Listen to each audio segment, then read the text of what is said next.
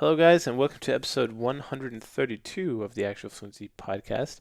Today I'm joined by my friend Josh Koehn when he talks about his experience learning languages and how he got interested in languages at quite an early age, which is interesting for me, as I also point out in the recording itself, because most of the people that I have on generally don't have good experiences when they grow up in school or a similar environment. Most people, I think, kind of, they might do okay, but then later on as an adult, they realize what they were missing out on and what they were capable of as well. So I hope you enjoy today's episode. There's a little bit more back to the basics of the podcast, the language learning stories of people. And as I've said many times, if you have an interesting language learning story, or if you've been learning a lot of languages yourself, or unusual language learning story also, do be in touch. Send an email, chris@actualfluency.com, and I'd love to invite you to be on the show as well. Um, Also, a quick note, today's episode is still sponsored by Glossika. The folks over there have really been nice and supportive of my podcast and website for the last few years, so I'm really grateful for them. They offer audio courses in more than 50 languages, uses spaced repetition, and it's a mixture of sentences that you can learn by context, and it grades you on how well you're doing. So it's a progressive system as well, and it uses an algorithm to see what kind of content it should be showing you. So give it a try. Try glossika.com. That's spelled Glossika. That's tryglossika.com, and get your free 1,000 repetitions. And if you like it, it's a small monthly fee. If you don't like it, nothing lost. All right, here's the episode. Well, Josh, thank you so much for coming on the Actual Fluency podcast. I'm really excited to talk to you today and hear a little bit more about your language learning background and present. So, why don't you start with giving the listeners a little introduction to you? How was your background? How did you get into language learning? I began learning or became interested in learning languages when I was quite young. Being born here in California, I have always been around lots of cultures and different languages spoken by my neighbors and everything. And when I was really little, in about, I think it was fourth grade maybe, I began to take Spanish in school. I went to a private parochial school, and we had a very competent Spanish teacher who came in and began giving lessons. And I realized very quickly that I enjoyed it and seemed to have a knack for imitating and picking up what she was saying and repeating it, and not only repeating it, but remembering it and just thoroughly enjoying the classes. And so that was, I don't know, how old would I have been at that point? 7 years old, 8 years old, maybe. Um, and about that same time, somehow, I remember the story of how it actually happened, but I became interested in the country of China. And I began reading, any books I could get my hands on about that, about the country and the culture. And of course, the language immediately stood out to me. And one of the first books I read about language or having to do with languages and linguistics was one of Mario Pei's books. And I don't exactly remember the title of it at this point. I do have it here in my library somewhere. But anyway, there was a short chapter on there about Chinese. And there was no audio. I had no resources as far as CDs or tapes or anything.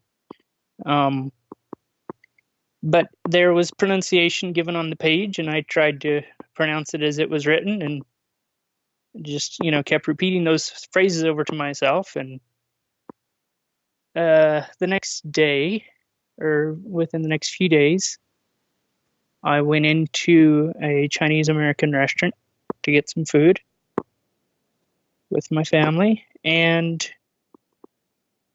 when I left, I turned to the lady behind the counter and I said, "Told you." Stoiking. Thank you very much. Goodbye. In Cantonese. And she lit up like a Christmas tree. And she started rattling stuff off, and I said, hey, this is about it. I think I might have said, Nahoma or something, and I knew right then that there was something special there. I'd made a connection, and it was felt an incredibly powerful feeling to make somebody's day and put a smile on their face just by saying a few words in a language that I didn't really speak. Yeah. But yeah, and those were the two languages that Spanish was first, and the first words, of course, I learned in a Chinese language were Cantonese. But very quickly, I realized that coming out of mainland China, the majority spoke Mandarin, and that was a lot of what the instruction was in. The books I began to find or CDs given to me by friends or whatever. And so I switched to learning Mandarin very, very, basically right away. And I think I still have a few of those first CDs that a friend gave me. He had lived in Hong Kong and various other parts of China, and he knew Chinese very well. He was actually from my hometown here, and he had given me some of his old learning materials, and I started teaching myself Chinese at about 8 years old. Wow. And yeah, it was fun. How did that go?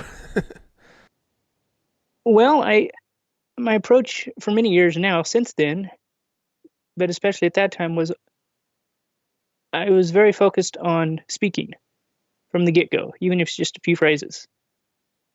And so it took me a while before I began to, delve into reading and writing, and because I was focused on speaking and getting the tones, right in the language, and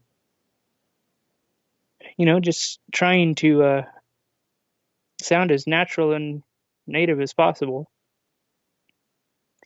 And so it was a good beginning at that point, of course. Hmm. And you had some audio materials by then to listen to it. Oh yes, very much so. Yeah, I had I was I'm just well, how should I say it? I'm just young enough that I didn't have recourse to tapes, but it was just when CDs were starting to come out. So um I was using them, and it was had a computer. I didn't have a smartphone at that point with all the apps and things we have today, but I had some basic introductory courses, and I started talking. And next time we went into that same restaurant where I first spoke Cantonese, I started saying some stuff in Mandarin, and lit up all over again. It was a connection made all over again, and it was pretty special to be able to realize that. Mm. So what kind of places or yeah, how did you make use of it in the early days? I imagine not much Facebook or MySpace pages in Mandarin. So did you seek out opportunities to use it all the time, or was it mainly repeating and shadowing the materials you had available?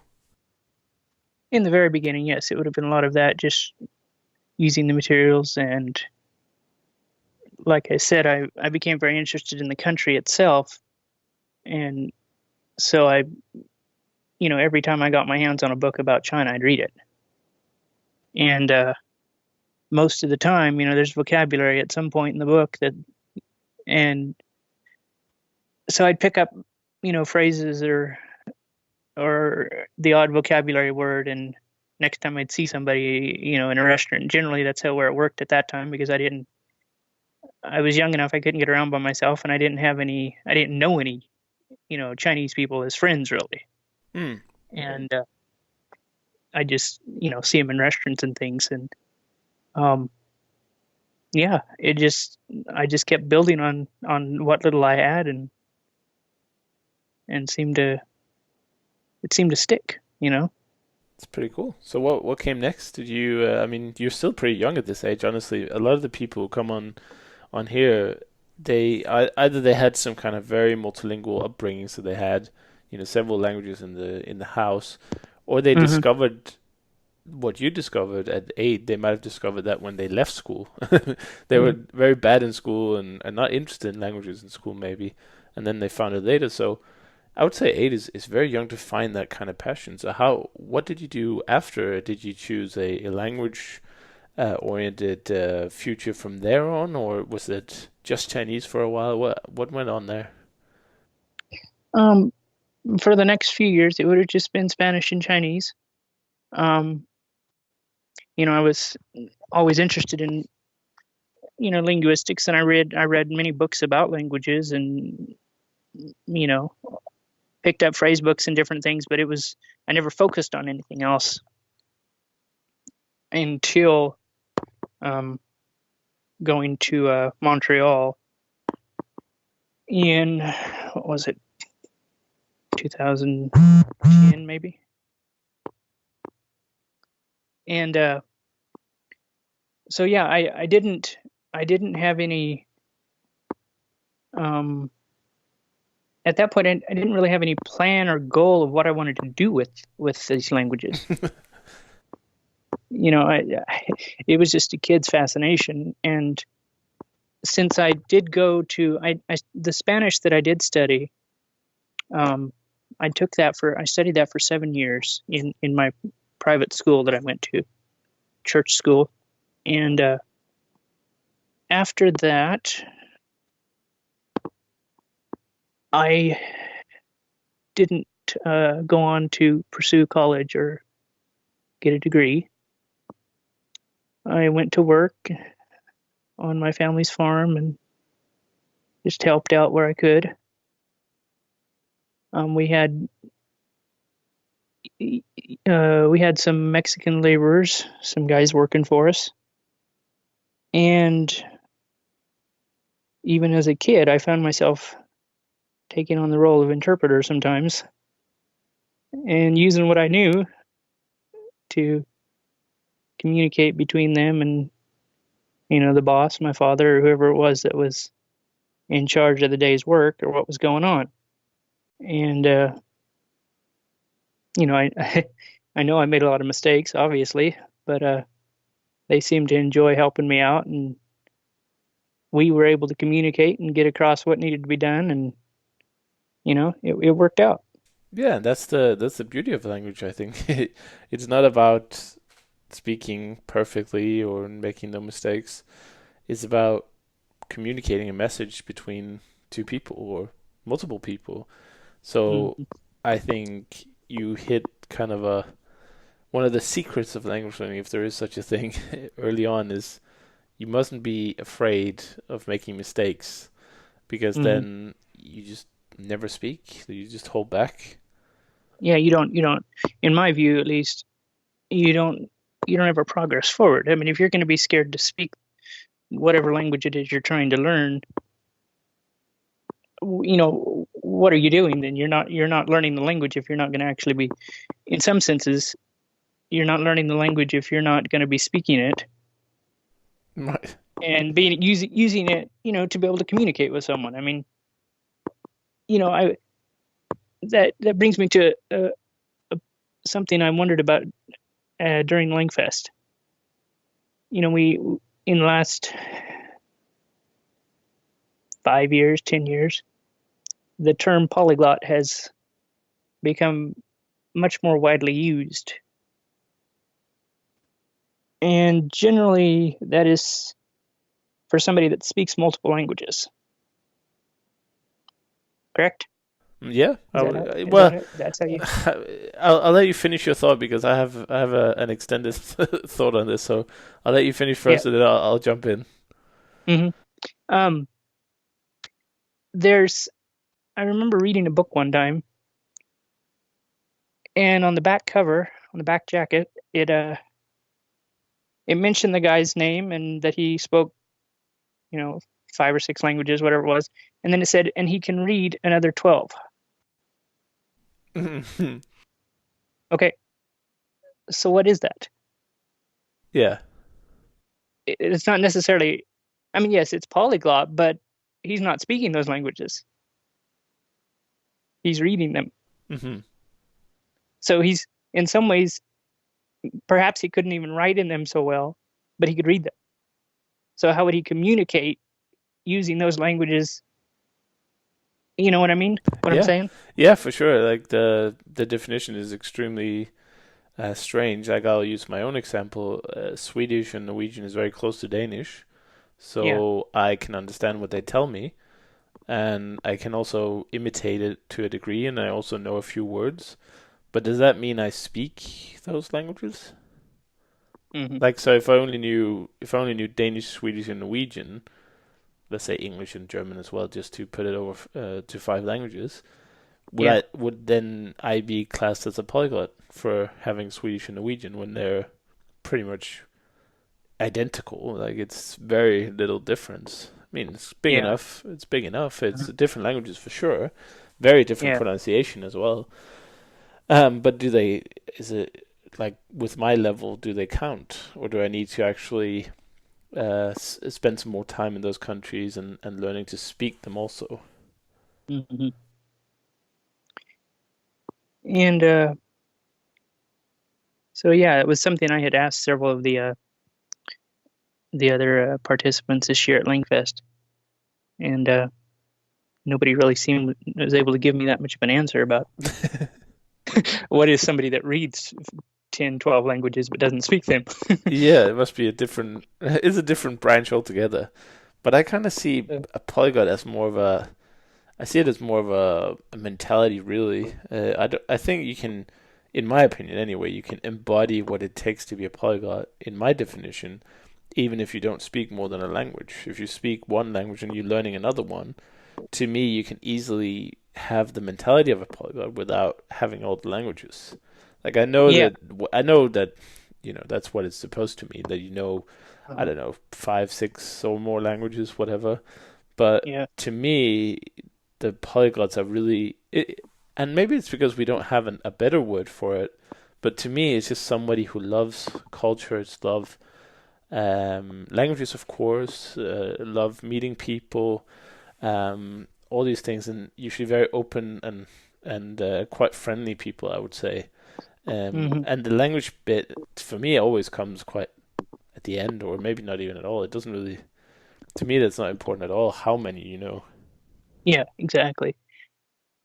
Yeah, just as we're talking now, I noticed a book sitting here in my library, Navajo English Dictionary, and that brought me to my continued fascination with the language of Navajo. How'd you get into I that? I don't speak it very well at all, besides a few phrases. I really shouldn't even say that I speak it because I don't, but it's something that I've always wanted to learn. And the reason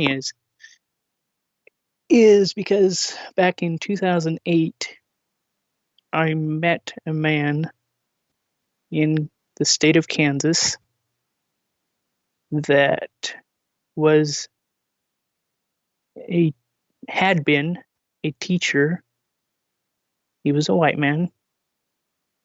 He had been a teacher of Navajo to the Navajo people in one of the universities in the Navajo Nation. Okay, that sounds like a very rare individual. Incredibly so. I, and in the last few years of his life, I actually, well, let me back up. That didn't sound right. Um, in 2008, I moved to Kansas and I lived there for 6 months. And that's when I met and got to know this man. And we became really good friends. He was a very elderly man at that point, but I was privileged to know him in the last few years of his life. His name was Irvi Gosen, and he is the author of what has always been one of the defining textbooks for the Navajo language. And that's kind of where my inspiration or fascination with that language came from. And so it's always been something that's been on my to learn list. Something Hmm. that I want to pick up, and maybe I'll never speak it very well, but in this instance, it's one where I'm probably will to be able to learn to read it much better than I'll ever learn to speak it, Yeah. because I have nobody around here in California that I can visit with on a daily basis, or even you know online, that I found that many people that I can just learn the language, speaking and listening that much. Maybe we should just. I know most people listen to this. Of course, they know what it is. But do you want to just give a 10-second explanation of the language, where it's spoken, what it is, just for the people who might not know what Navajo is? Sure. It's a Native American Indian language, and I believe it's in the Athabascan language family. Um, it's a tonal language, which a lot of people Really? don't realize. Yeah, a lot of people don't realize that about Native American languages, Well, Native Indian languages. okay. Well, let me just ask you about that. Not to make the whole episode about Navajo, but so when I understand tonal language, I think Chinese, where each word has different meanings depending on the tone. But as our mutual friend Michael Levi Harris also told me once, there's also quite a lot of tones in English, for instance. Like you can change the Mm-hmm. meaning of a lot of words in English, or at least phrases, with what tone you're speaking with. So do you mean to say that it's a bit like Chinese, or is it like the English where you can change the meaning of words and sentences with the I don't know if that's a tone. Maybe I'm just displaying my ignorance here, but do you know what I'm trying to ask? Yeah, um, it would be tonal in the aspect of Chinese. Okay, cool. So very Um, defined set of tones then. not Yeah, not for every word like in Chinese, but they don't. I think they have a few tones, three maybe. Okay. Um, but it depends on, just like with Chinese, it depends on how you say a word, what it means. Um, and like I said, I it's one that's always fascinated me. I just something I'm still hoping to learn more of someday. But I'm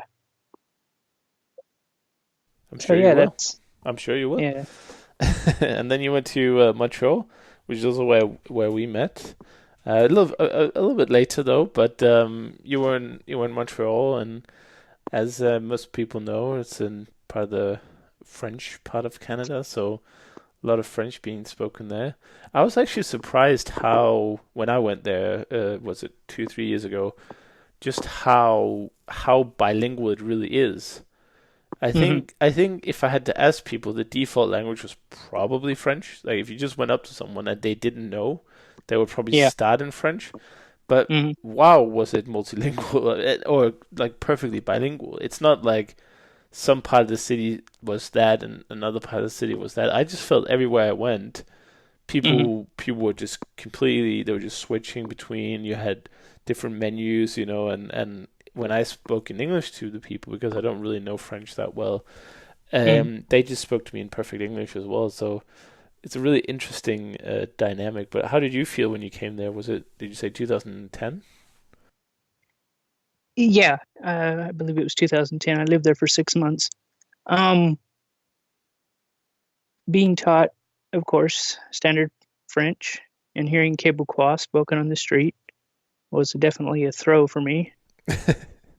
Uh, but I found a few interesting things during my work there. We would sometimes go out into the country and drive around, visiting people and different things. And one day we stopped at an ice cream shop about oh, I don't know, 2.5 hours out of Montreal. And we went in to order some ice cream, me and a friend of mine.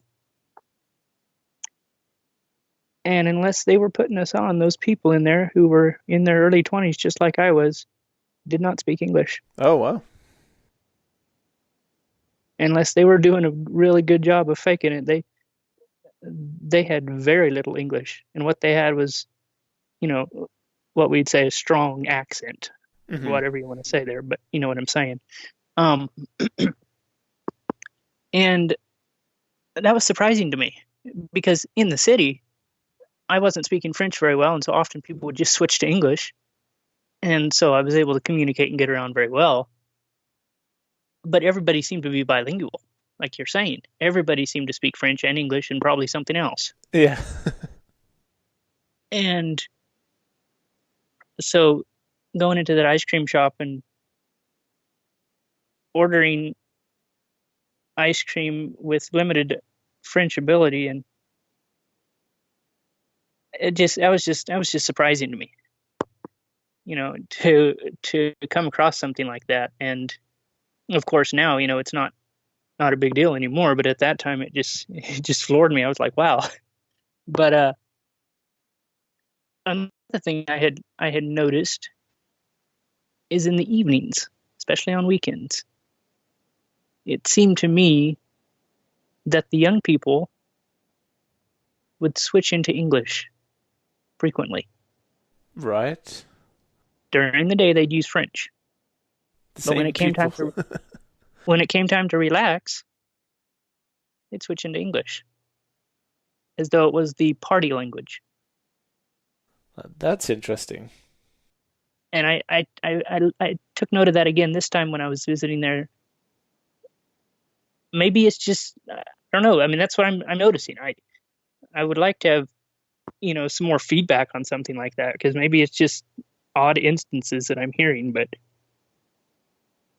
it was that also is kind of interesting to me how that worked. Yeah.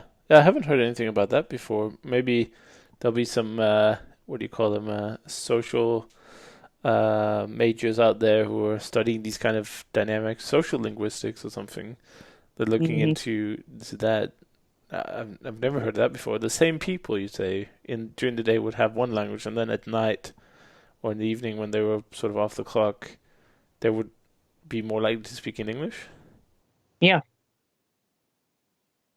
Hmm. that That, I know it sounds weird, but I've noticed that, and maybe it's just isolated incidents. I very likely it is, but it just seemed kind of interesting to me. I picked yeah, up on that. for sure. What happened next? So, how did you manage to switch up your, your France French and you turn it into something useful in Quebec or not Quebec? Well, Quebec region, Montreal. I never have. I've never really learned All right. Quebecois. so, so how long were you there for? I was there 6 months Oh, okay, yeah, that's quite a short time when I frame. lived when I lived there. But yeah, to this day I can read the language very well, but speaking it's always been difficult for me. Right. Well, I can And imagine. I've wondered if it has something to do with that fact that I was learning something in the classroom and then going out in the street and they were speaking something totally different. And it kind of like threw me for a loop. Like, hey, this isn't what I'm learning. I don't Right. know. It's something that just I've wondered about that. Cool. So what And what that was next? another thing I found out in reading about French in Canada and especially in Quebec is that there's a little law that the any signs in that are everything's supposed to be bilingual, but any signage, the French letters have to be 3 times larger than the English letters, Okay. and that's actually a law. You could look it up. It's in their their whatever their language laws or whatever you want to call them. They're a little bit protective of their Yeah, local and language. yeah, and there's a lot of people that don't even realize it. Even people that live there, my friends and stuff. I've told them that, and they're like, "Really? I never thought about that. I never knew that." So it's just kind of interesting some of those things that people do to, and rightly so, to preserve and maintain and perhaps enforce their language in whatever context they're in. Right. Well, that's important, isn't it? Because if there isn't language preservation going on, then maybe it would just all switch to English at some point. Yeah, which is something that's happened for my mother tongue, actually. Did I Okay. say my ancestral mother tongue? My ancestors come from Germany, and they would have spoken Low German or Ah, Plattdeutsch. it's a great language. I love that. I believe it's spoken in Switzerland. They call it Schweizerdeutsch, I think. Um, and that's one that I've never learned to speak. And so it's a thing of, like you said, of switching over time into another language because the usefulness of one language is, in a sense, died out. My great grandparents came here to the U.S. and they would, of course, been fluent in the language. My grandparents are fluent, but the only time they ever used it was to talk when they didn't want the children to understand what they were saying. Right. And so consequently, my folks never learned it on either side of their families. And so to this day, it's there as a relic. It's I feel like I should know this language, but I have Right. no reason to Well, and it's because I. also not too useful anymore. I guess it's hard to find, very hard to find. I had an interest in it myself because Mm-hmm. it's a fantastic language that if you know Danish and German, Uh-huh. you just get your mouth just drops when you hear Platt because it's like a mix of the two, Yeah. Uh-huh. which is really great. So I can understand why you want to get into that for sure. And along the way, I in looking into that, I've never learned it because sadly I don't have any reason to. Um, there are still large populations becoming elder speakers at this point, but in parts of Canada and the state of Kansas, there's still a large population that would speak that language, which would have also been part of my culture of the Mennonite people that would have come over many years ago. Hmm. And anyway, I so in looking into that language and wanting to study it a bit or whatever, I did try to find classes, or looked online for whatever resources I could. And there's some. There's not many. There's a few nowadays. There's a few Facebook pages that are dedicated to it. But there again, it's interesting because they are all the one Facebook page especially is in I want to say Belize. Um, and there's a vibrant community of young people there, of another branch of the Mennonite people that are keeping the language alive and revitalizing it, and writing songs and poems and stories and things. And you can go onto Facebook or onto YouTube and listen to their songs and stuff. And it's always fun to do that, to see young people so active in a language that in America it's died out basically. Yeah, I can imagine that. So is it? S I guess that's related a little bit to the Pennsylvania Dutch, or Yes, it's kind yes of and no. Um, there would be some similarities, but it is a separate language. They can communicate some. I've also tried to learn Pennsylvania Dutch, by the way. Yeah, I'd love to learn that too. I was at when I went to Langfest. I met you a couple of years ago. I was actually at the Pennsylvania Dutch Museum. Okay. So there was a guy there who he writes poems in the language, and he Uh-huh. does like Uh-huh. tours of what a schoolhouse would have looked like 150 years ago or something. It was very Uh-huh. interesting. Um, Yeah. Not the most useful if you're sitting in England, but I can definitely understand your fascination with the language. Yeah. And to me, in a sense, it's, if I were to double down and actually learn the Plattdeutsch, it's not a dead language. Right. So there would be sense in learning, and I could go to Switzerland, I could go to parts of Canada, I could go to, to Germany and different places, and still very actively use it. Um, but at the same time, just sitting here in America thinking about it, it's kind of like it'd be the same thing as if I started trying to learn Egyptian hieroglyphics or Akkadian or Right. something.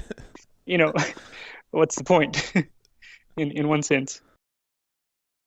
Hello, guys. I just wanted to take a quick break here and give a shout out to the show sponsor, which is Glasgow Audio Courses. Yeah, on Glasgow, you can try out more than 50 languages, and they have some really unusual languages as well, like Welsh and Manx, which is some of the newer languages. And these, by the way, are free forever because Glasgow believes in supporting minority languages. They're not as big as your typical French, German, English, and Spanish courses, but they definitely do have some sentences on there you can learn. Glasgow believes in spaced repetition and learning in context. So you're not memorizing anything, you're not looking at any complicated grammar rules, you're not trying to stuff your short term memory. What it does is every day you go onto Glasgow and you do your session, and it will run through a series of repetitions depending on where you are. So, for instance, on the first day, you might get 40 repetitions. So, it keeps showing you the same sentence, and you listen to it as well, and then you decide if you know it or not. So you keep learning, and once you know the sentence, you can just skip it, and the algorithm will keep updating, so you get more challenging content for you. It's not really recommended for total beginners, I would say. I think it's better if you just had a little bit of work into the language before you move on to Glasgow. But the method is pretty solid, and it can be used at any level, even total beginners as well. It's a nice hands-off method as well. You don't have to actually click any buttons or type anything. You just sit, be fully focused, and with 20 minutes, half an hour a day, you'll make a lot of progress in the language of your choice. So go to tryglasgow.com and give it a try. And if you like it, it's a small monthly subscription, but you do get access to all their content. So it's not like you have to pay per language like some other services. So go there, give it a try, and tell them that Chris sent you, and I'm sure they'll be very happy. So what else have you been working on in the interim? Have you done any more languages after you left Montreal there in 2010, or did you spend most of your energy on making your other languages better? Always working on the ones the ones I speak, of course. I use Chinese just about every day, not for work, just for, you know, watching news or visiting with friends or reading articles. It's just part of my life. People here, they know me as the China guy. Right. And so it's just kind of part of who I am. Um, and Spanish, it's all around me all the time. I'm from California, Sure. so um,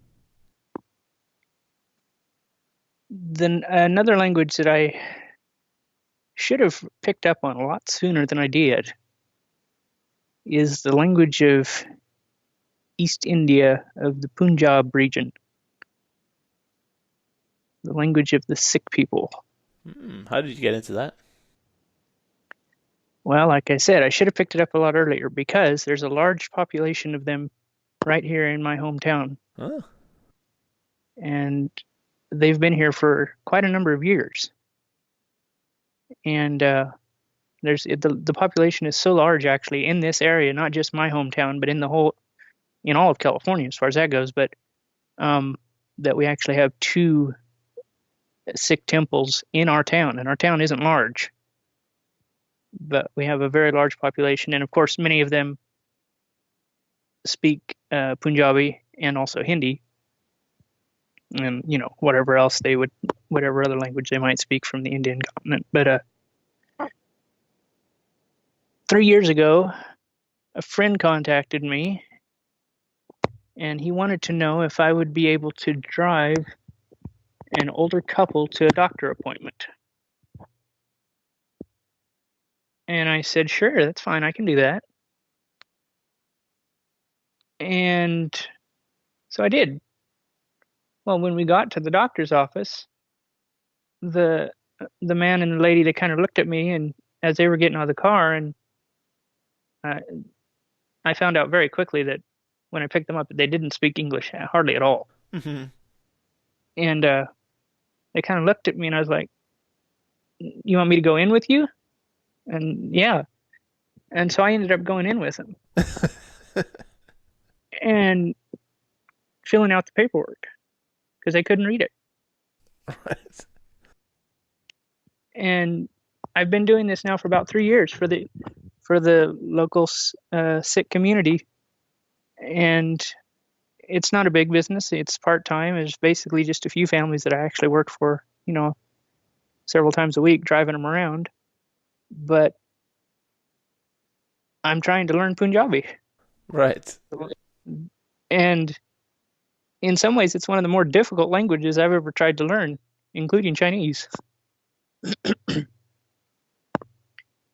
What do you find especially difficult about it? Well, from the standpoint that I run into an interesting situation where several things. There's a large population here of Punjabi speakers. There's an older, minority as they're passing on, and then their children, and especially their grandchildren, and even maybe their great grandchildren, they're growing up here in America. Mm-hmm. So they're still keeping their language as far as speaking, but reading and writing, that's pretty much gone by the wayside because they don't use it here.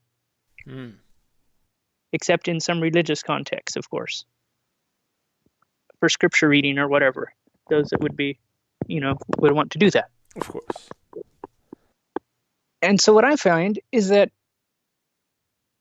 it's hard to find somebody to help me learn the language if I want to actually find a teacher. Because the elderly folks do not speak English, or certainly not well enough to sit down and help me. They would have the time, but they don't speak English. Right. The young people don't have the time necessarily, but they still speak both languages. English and Punjabi. Mm-hmm.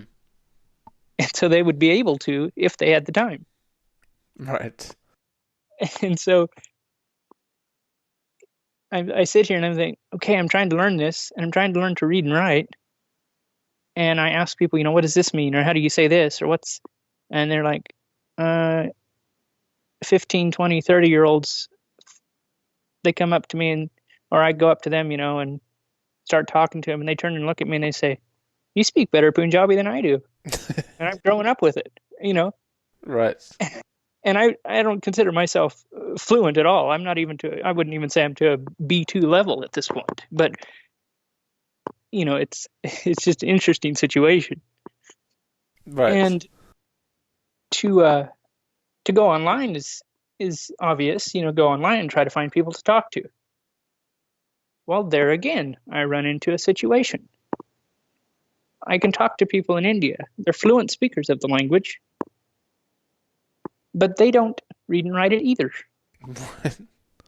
They don't use the original alphabet of Gurmukhi, which is specific to the Punjabi language, to read and write their language. they're transcribing everything in English letters using the English alphabet. Mm, that's so And interesting. Like, how does that? That's so. I've seen that with other things as well. It's such a strange concept if you're not part of it. I've seen similar with is it Arabic maybe, where the modern kind of text language is quite different to the book Arabic. mhm, I'm not entirely sure. I'm not an expert on it, yeah, but as someone who doesn't know anything about this and doesn't have any languages that actually have these facets, I found that incredibly interesting that there's this degeneration going on of the language in a way, the written form anyway. yeah. And not only that, but also because of English rule for so long in India, I don't know, but English has come into the language in full force.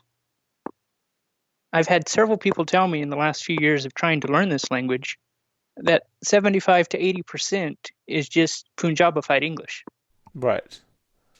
where they're taking a word like telephone, and maybe they are using their alphabet to write it because you can write it's similar enough in some ways to English that you can actually transcribe quite a bit, and it's fairly close. So there again, what am I learning? Am I learning a native language, or am I just learning a different way to pronounce words in English? In some senses, that's what I'm running into. Where I ask people, like one time, I asked a woman, I saw a dog by the side of the road, and I had learned just the other day how to say that in Punjabi.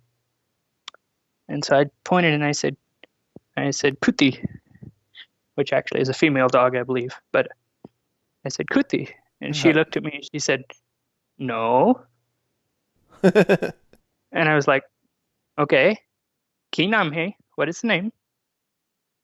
And she said doggy. Sometimes it's easier to learn languages than we think. Yeah, and yet that's what's in the word Kuti for a dog, for a female dog, is what's in the dictionaries. When you Right. pick up a Punjabi English dictionary, that's the word you'll see, and that's not what they're using. That's really So, funny. and yeah, there's just numerous instances of things where I didn't realize this. I thought when I started learning Punjabi, I thought, oh, it's Punjabi and that's it. Right. Well, not at all. If you go into India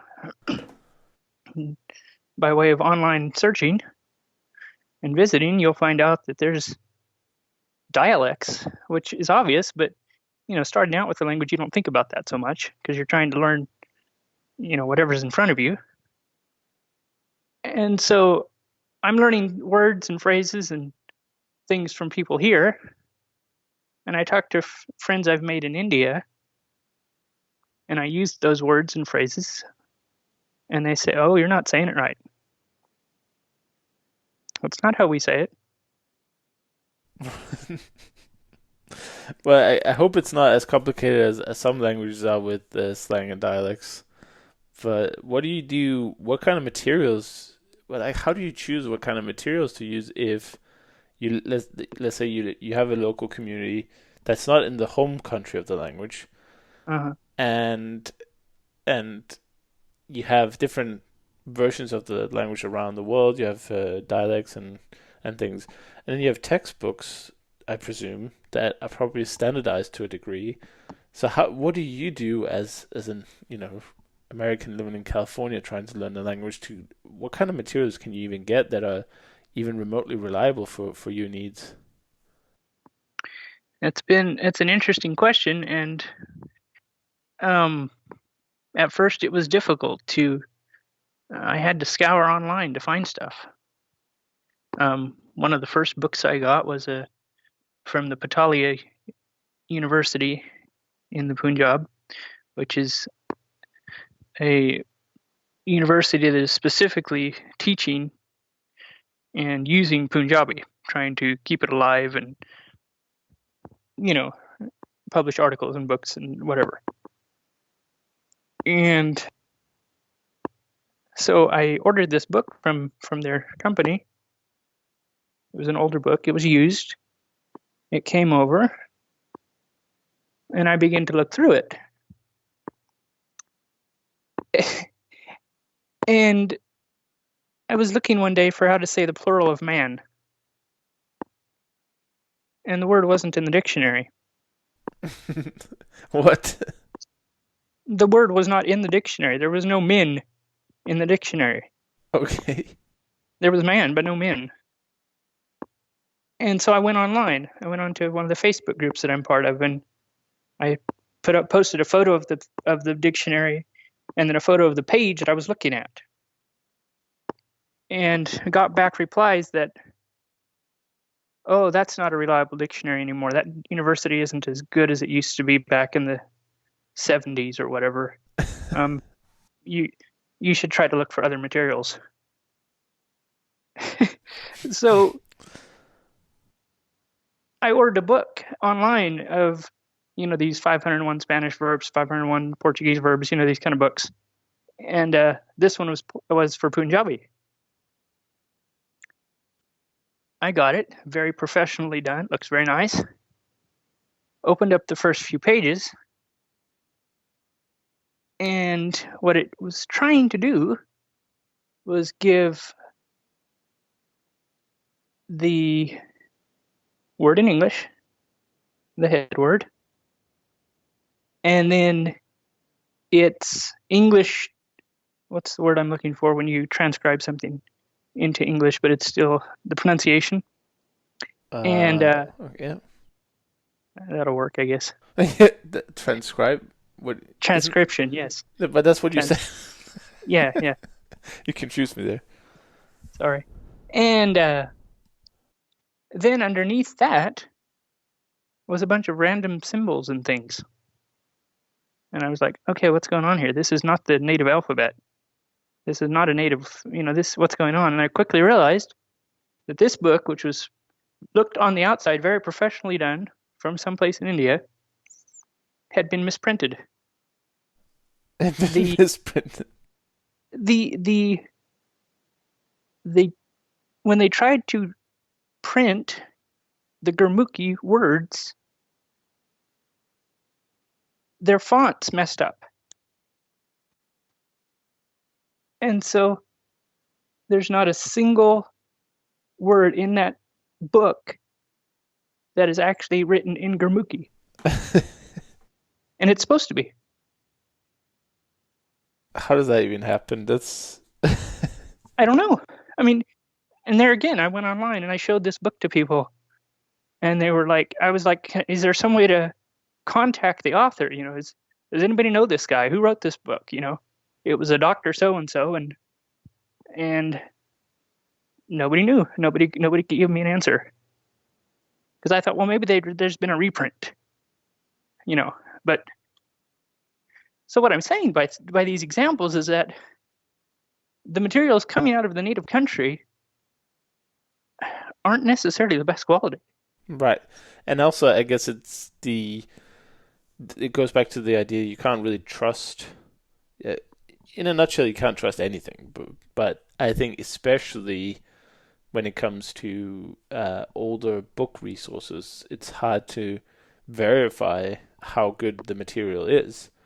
And even to a degree, you see that today with more modern books as well.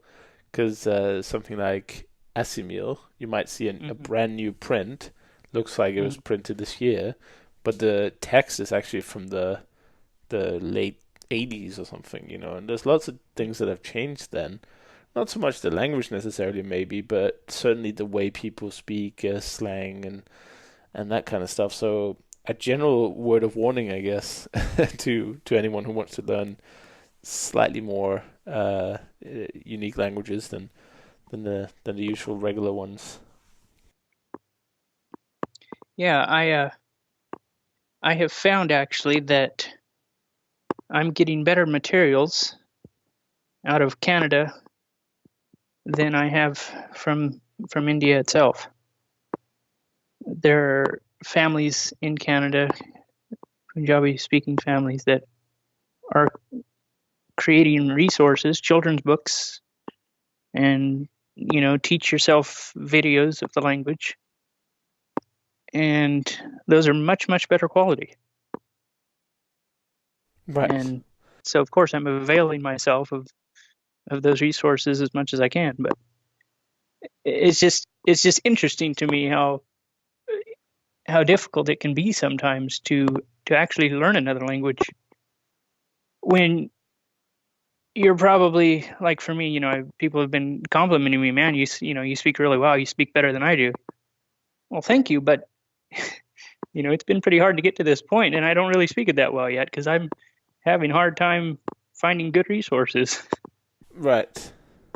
But do you find often that people will, well, you talked about that in the beginning of the episode, didn't you? Where the woman in the restaurant, when you said a few words to her, she lit up. Do you still feel that today, or was that kind of a novelty moment back in the day? Oh no, oh no, that wasn't a novelty moment at all. It happens all the time.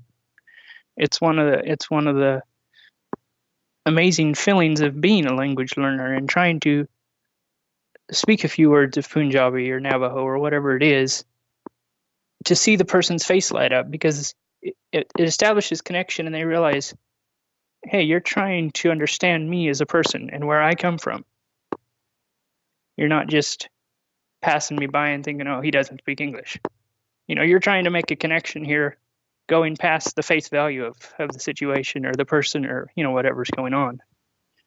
And so it's very much to this day, it's very much an integral part of how I learn, that I um, start speaking pretty much from day one. Right. I know, going to Langfest and reading other people's materials and their books and their blogs and how they do it. Everybody seems to have their own way of doing it. But I think in the end, what we're doing is we're all trying to get to the same spot, to be able to make a connection. Yeah, I hear you. That's how I feel as well, anyway. And I always say to people, especially people a little bit on the fence about trying to learn a language or getting into it, I always say that language learning is an activity that rewards you from the very first lesson, and it doesn't it doesn't even it doesn't matter how good you are, really. I just feel Mm-hmm. like you walk into, it could be a shop or something, even if you just know hello, I feel like you just make that instant connection with people. I think there's a big difference in the cultures, of course. I think the more exotic the language is compared to where you are, the more extreme the reaction. Usually, I don't get a lot of excitement when I speak German in Denmark or in Germany. But Yeah. but if I speak a bit of Russian here in the UK, it definitely gets a reaction. Um, Mm-hmm. and I guess that's it's it's really all about connections, Mm-hmm. connecting to the world in a way, and learning more about yourself. Yeah. It's tough though, isn't it? Like Very much so. it's a tough, not the maybe not the language learning aspect, but learning a language from nothing to something. That's a real uh, engagement. Actually, I wanted to. Recently, I've been thinking about writing a blog post called something like "Why You Will Never Learn a Language," which is a little Mm-hmm. bit negative, but I There's a think, point to it. Yeah. yeah, for sure, because it's like some people think that I mean, I appreciate people learning a handful of phrases when they go on holiday, or if they have like a community where they want to, connect, like we just talked about. But Uh-huh. I don't believe that you can learn a language very effectively if you don't understand just the magnitude of the the task ahead of you. Yeah. But Exactly. certainly something that I've been hit by when I started, because I've been following people who maybe they've been doing it for 10 years, or they published videos or audios that were very edited to show a certain level, or they specialized in a way of language learning, for instance, speaking, which is very useful, very good. But if you can only speak to someone and not listen to what they have to say in reply, then you don't really have much in terms of a language skill. Like the so-called YouTube polyglots, some of them are my friends, but the people who put out videos of them speaking to the camera, I Mm-hmm. don't like those kind of videos because most of them are scripted as well, which is just stupid. I could script a video in a language I've never spoken if I wanted to. Yeah. But moreover, I think it gives people the wrong impressions. Like you look at someone, you don't understand all the work that's gone into it. And it's not to be Mm. negative about it either, because I really do want people to get into language learning, and I really want people to put the effort in. I just don't want people to be kind of what's the word I'm looking for? Disappointed if they don't get anywhere in, say, 3, 6, 9, 12, 18 months, because Uh, for me, it's a lifelong pursuit. The way yeah. I made sure not to fail language learning is I didn't give myself a deadline. Like Mm-hmm. for Russian, for instance, I initially said 3 months or something silly to have a Yeah. conversation.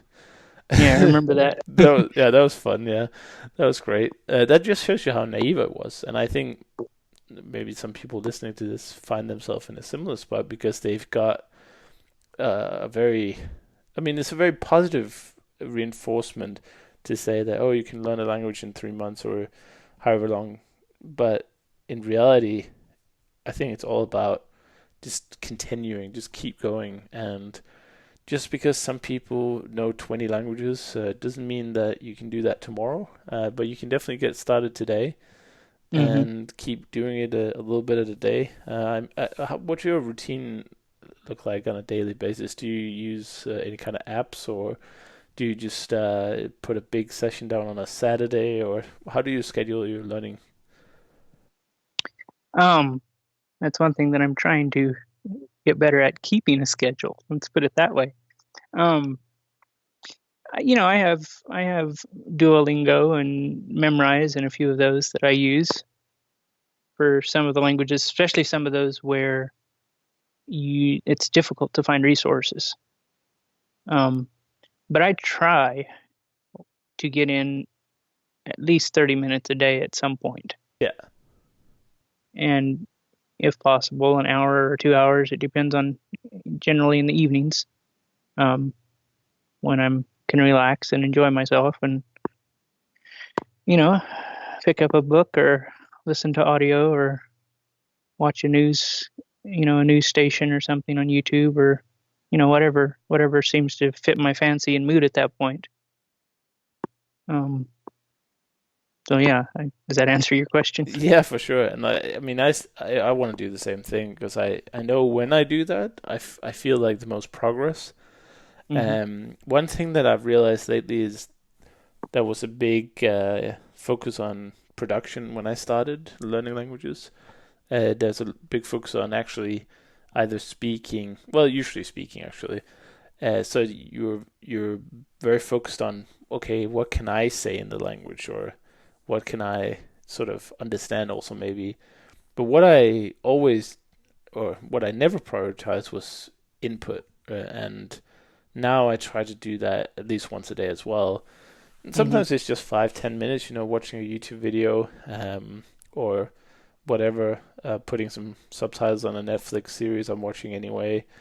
I just try to get input because I've realized that for many of my languages, I have the vocabulary, I have the knowledge Hmm. to produce the language in a good enough way, but I Hmm. just don't have the listening experience to sort of put it into practice. Hmm. So for me right now, I'm really focused on for Russian to listen to stuff. I'm also reading, which is something I didn't do in the beginning. I got a newspaper subscription to there's a national Russian newspaper here.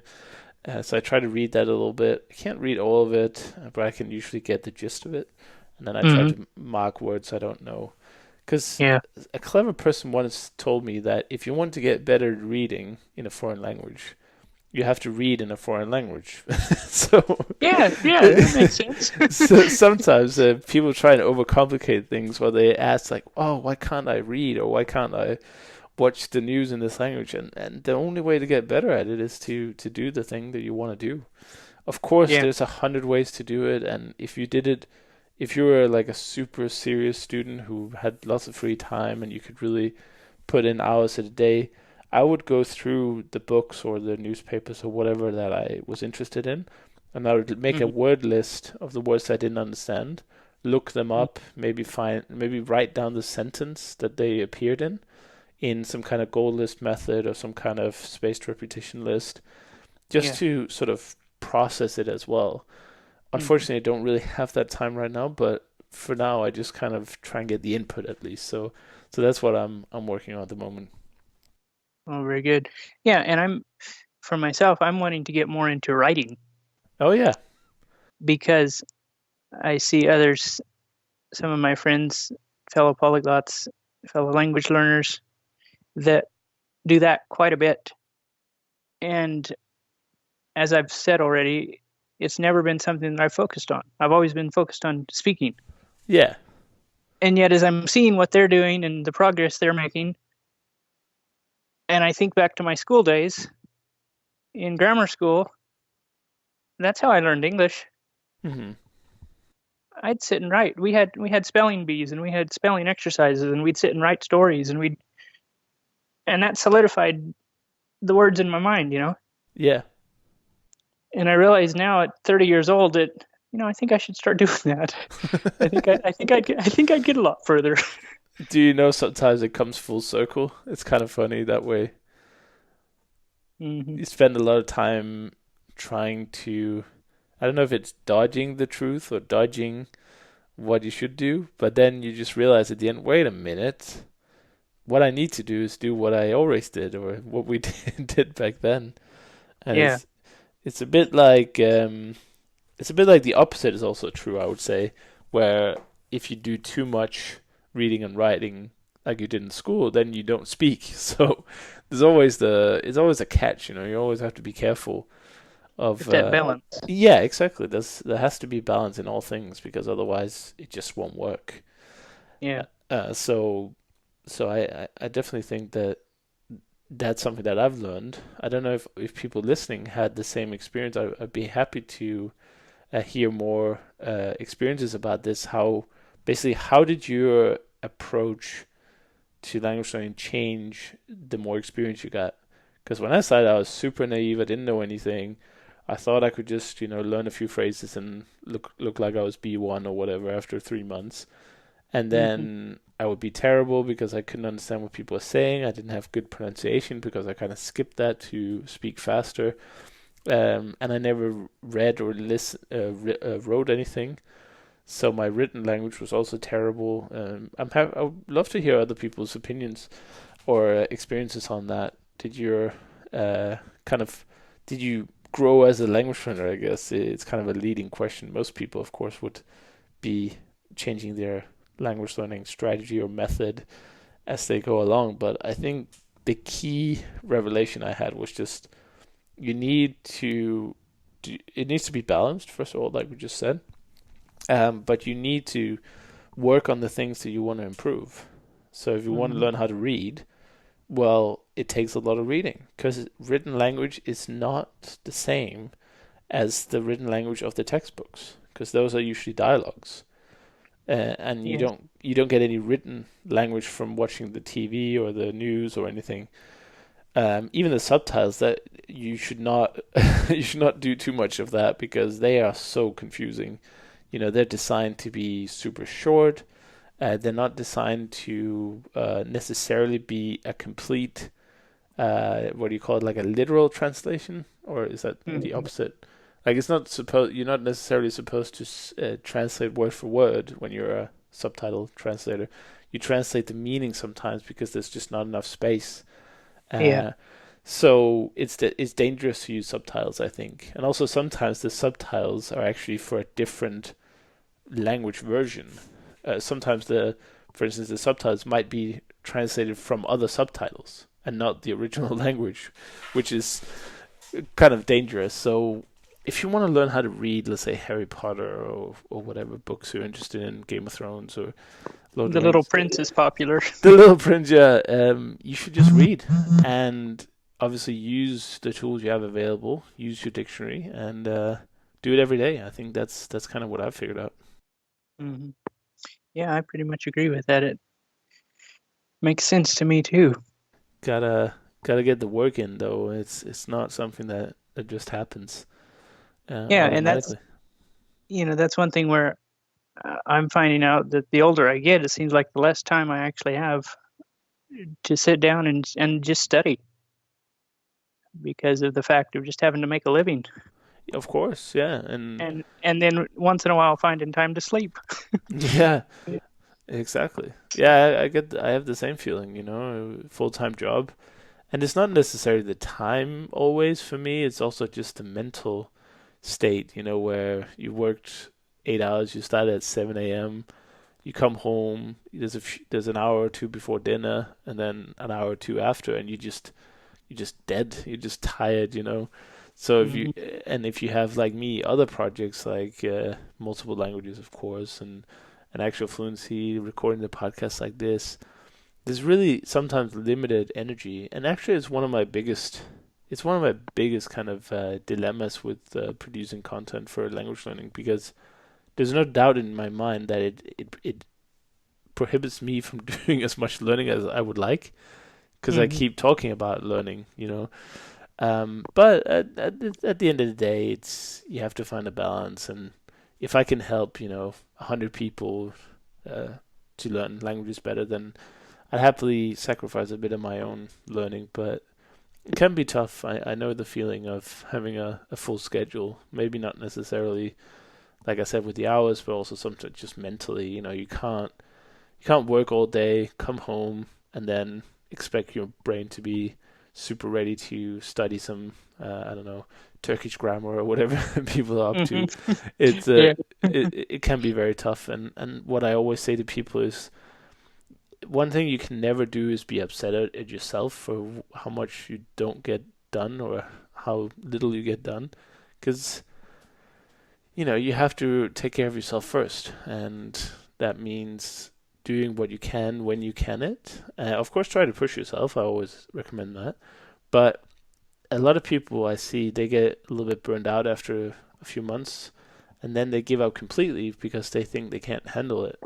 And I think it's better Hmm. just to do a little bit at a time. Just take it easy.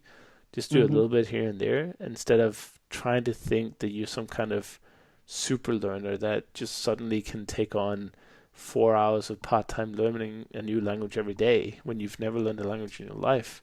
Well, except your main language, I guess, mother tongue. I hope you've learned. But yeah, I think people put too much pressure on themselves generally. And again, I don't think these YouTube videos are helping very much, um, Hmm. because they're making it seem like if you're not It's fluent. effortless. Yeah. Yeah, exactly. Because it's editing and presentation bias as well. So you've got, or selection bias. You've got people who they show you a 10-minute video, and that could have been compressed of a year's worth of footage maybe. So they show you the best of the best usually, and it's just misleading, and you don't see the effort that goes into it. That's why I usually have. I mean, I love Benny Lewis. I'm a big fan, and I'm a friends with him personally as well. But his what he does is really like a double-edged sword, because he really motivates a lot of people, I'm sure, and he really engages a lot of people that would not otherwise have studied languages on their own or traveled as much maybe. But he also has this bad habit of showing only his successes and victories. He's gotten a little bit better at that lately. I've noticed that he put up a few slightly less super positive posts, which I think is really good to put it in perspective. But most of his YouTube videos are still there, and people really need to be critical of just what it takes so you can keep going and not have a burnout or breakdown completely like some people might. I know I did when I started Russian. Yeah, I've that's one thing I've noticed with attending Langfest. I love it. It's inspiration every single year.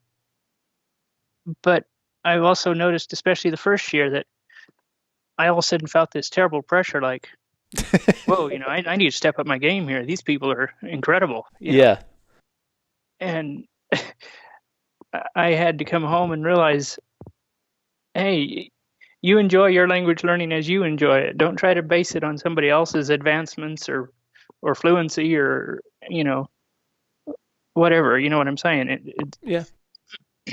You can't do that, because if I let myself do that, I'd quit altogether, because it, what would be the point? I don't feel like I'm up to their level, but You can't perform to that you know level of pressure. Like that's just yeah, exactly. It doesn't work that way. And so for myself, I need to realize that maybe I'll never be at a C2 level in six languages or whatever, but I'm enjoying what I'm learning and I'm communicating. exactly, yeah. And that's to me that's the most important thing. And but thank you for coming on and sharing your perspectives and your story. I find it really interesting how, like I said earlier, that you got into this cultural fascination with China and early on, and how you've kind of pivoted that. And I've seen you in person.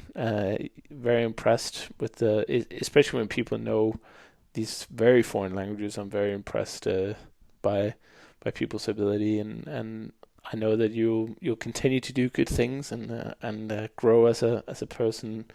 And I can't wait to see you next time in around the world. Maybe back in Montreal. Who knows? Or maybe in Europe sometimes. You were talking that you would like to go if the opportunity came.